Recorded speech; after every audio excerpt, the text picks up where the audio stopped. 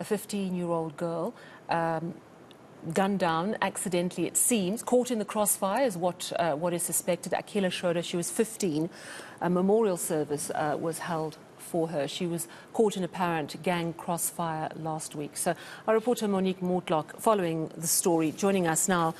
Monique, again, another tragic story, but what makes us even more desperately sad is that this 15-year-old had been raped and had been brave enough to report it and was about to testify against those suspected of raping her.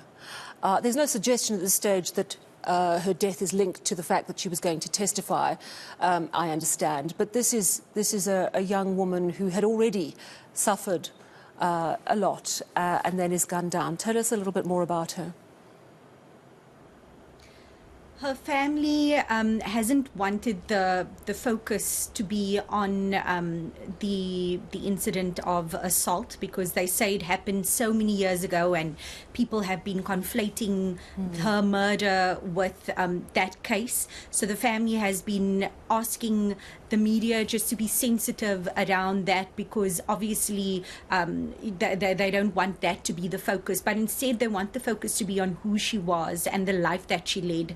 Her family and her friends, her classmates today at Delft High School, have described her as a vibrant, bubbly, talkative person who enjoyed making others laugh, and her teachers say that you couldn't ignore her. She was a young woman who always greeted her educators.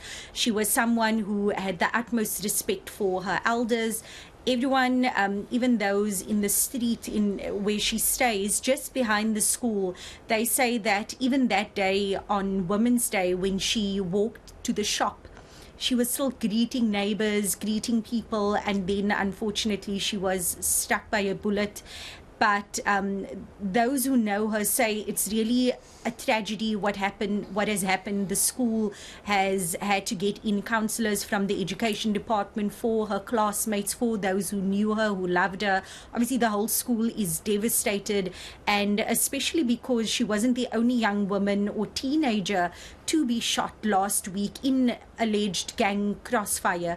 But let's just take a listen to one of her teachers just speaking about what so many in the community are feeling. It's a big concern to us, because we, like one of the presenters says, that they are our future, and we don't see a 14-year-old, 15-year-old pass on this young at this young age. So it's a big concern to us.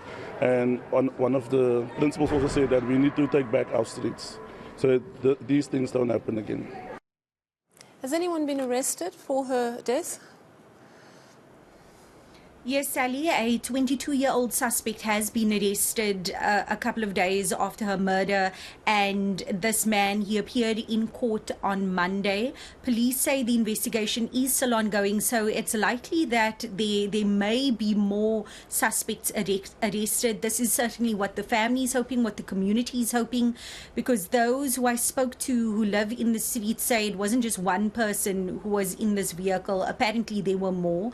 But the police have called on anyone with information to come forward. But we know that this is always difficult in instances like this, because there seems to be a distrust between, or distrust at least from the community side, when it comes to who they can tell, who they can give testimony to, who they can give statements to within the police, because many community members feel there may be a leak of sorts and then their lives are put in danger. But I did speak to the Community Policing Forum's Reginald Mark just to find out, because over the weekend the CPF had meetings with the Provincial Police Commissioner, and I asked him whether a strategy has been developed to tackle, to have a proactive and intelligence-driven strategy in dealing with the gang violence. But he said that there have been some challenges, although they've had an influx or additional resources being brought into Delft. This doesn't seem to be enough.